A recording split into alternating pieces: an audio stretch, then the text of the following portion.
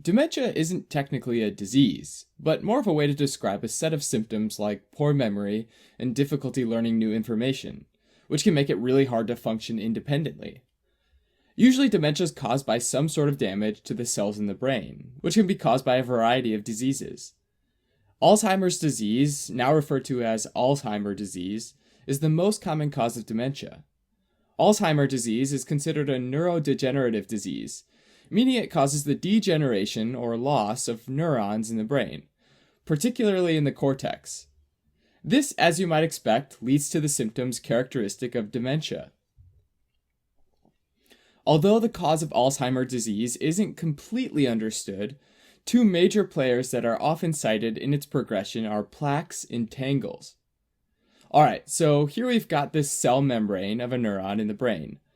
In the membrane, you've got this molecule called amyloid precursor protein, or APP. One end of this guy's in the cell, and the other end's outside the cell. It's thought that this guy helps the neuron grow and repair itself after an injury. Since APP is a protein, just like other proteins, it gets used and over time it gets broken down and recycled. Normally, it gets chopped up by an enzyme called α-secretase and its buddy, γ-secretase. This chopped up peptide's soluble and goes away, and everything's all good. If another enzyme, beta-secretase, teams up with γ-secretase instead, then we've got a problem. And this leftover fragment isn't soluble, and creates a monomer called amyloid beta. These monomers tend to be chemically sticky and bond together just outside the neurons, and form what are called beta-amyloid plaques, these clumps of lots of these monomers. These plaques can potentially get between the neurons, which can get in the way of neuron-to-neuron signaling. If the brain cells can't signal and relay information, then brain functions like memory can be seriously impaired. It's also thought that these plaques can start up an immune response and cause inflammation, which might damage surrounding neurons. Amyloid plaque can also deposit around blood vessels in the brain, called amyloid angiopathy, which weakens the walls of the blood vessels and increases the risk of hemorrhage, or rupture and blood loss. Here's an image of amyloid plaque on histology. These clumps are buildups of beta-amyloid, and this is happening outside the cells. Another big part of Alzheimer's disease, though, are tangles, and these are actually found inside the cell, as opposed to the beta-amyloid plaques. Just like other cells, neurons are held together by their cytoskeleton, which is partly made up of microtubules, these track-like structures that essentially act like a minecart shipping nutrients and molecules along the length of the cell. A special protein called tau makes sure that these tracks don't break apart, kind of like railway ties. Although, again, it's not completely understood, it's thought that the beta-amyloid plaque buildup outside the neuron initiates pathways inside the neuron that leads to activation of kinase, an enzyme that transfers phosphate groups to the tau protein. The tau protein then changes shape, stops supporting the microtubules, and clumps up with other tau proteins and gets tangled, and leads to the other characteristic finding of Alzheimer's disease, neurofibrillary tangles. Neurons with tangles in non-functioning microtubules can't signal as well, and sometimes end up undergoing apoptosis, or programmed cell death. Here's an image of histology showing these neurofibrillary tangles formed inside the neuron. As neurons die, large-scale changes start to take place in the brain. For one, the brain atrophies, or shrinks, and the gyri get narrower, which are the characteristic ridges of the brain. As those get narrower, the sulci, which are the grooves between the gyri, get wider. With atrophy, the ventricles, or fluid-filled cavities in the brain, get larger as well. So that's the pathophysiology part. But why does this happen in some people and not others? Well, Alzheimer's disease can be split into two groups, sporadic and familial. Sporadic's used to describe the late onset type where the exact cause isn't very well defined, and is probably a combination of genetic and environmental risk factors. And sporadic accounts for the vast majority of cases.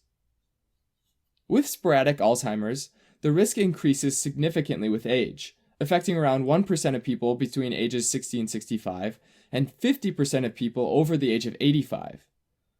In fact, a gene that's been identified as possibly contributing to an increased risk of Alzheimer's disease is the E4 allele of apolipoprotein E gene, or APOE-E4. Researchers have shown that the risk of developing Alzheimer's disease increases for patients that inherit one E4 allele, and increases even more for patients who inherited two E4 alleles, one from each parent. Apolipoprotein E helps break down beta-amyloid, but the E4 allele seems to be less effective than the other alleles, like the APOE-E2 allele, meaning patients are more likely to develop beta-amyloid plaques. Familial Alzheimer's disease, on the other hand, is used to describe cases where some dominant gene was inherited that speeds up the progression of the disease. So sometimes familial Alzheimer's disease is referred to as early onset Alzheimer's. Familial accounts for about 5 to 10% of cases, and can be caused by several gene mutations. First, mutations in the PSEN1 or PSEN2 genes on chromosome 14 or chromosome 1, respectively, have been linked to early onset Alzheimer's. These genes encode for presenilin 1 and presenilin 2, both protein subunits of γ-secretase. Mutations in these PSEN1 or PSEN2 genes can change the location where γ-secretase chops APP, producing different length beta-amyloid molecules, which seem to be better at clumping up and forming plaques. Another known genetic cause of Alzheimer's is trisomy 21, or Down syndrome, which involves an extra copy of chromosome 21. It turns out that the gene responsible for producing APP is located on chromosome 21, which means that people with Down syndrome have an extra APP gene, and presumably increased expression of APP, potentially increasing the amount of amyloid plaque buildup. For this reason, familial Alzheimer's disease often progresses by age 40 in patients with Down syndrome. Symptoms of Alzheimer's disease worsens as plaques and tangles build up and damage to the neurons accumulates. In the early stages, symptoms might not even be detectable. As it progresses, though, patients lose short-term memory, like, for example, they might not be able to remember what they had for breakfast that morning. They then progress to loss of motor skills, making things like eating difficult without help. Also, language becomes affected, making it more difficult to communicate. Eventually, they lose long-term memory, like forgetting the name of their spouse or even that they're married in the first place. And they progressively become more disoriented, which can be dangerous because they might wander from home and get lost. In the late stages, they become bedridden, and the most common cause of death is actually infection, like pneumonia. Diagnosis of Alzheimer's disease is really tough because the only way to definitively show that a person had Alzheimer's is by performing a brain biopsy after autopsy. Usually a clinician will therefore make a diagnosis after excluding other causes of dementia. Currently, there isn't any cure for Alzheimer's disease. Some medications exist, but the benefits are small, and there haven't been any medications that clearly and definitively halt the progression of Alzheimer's.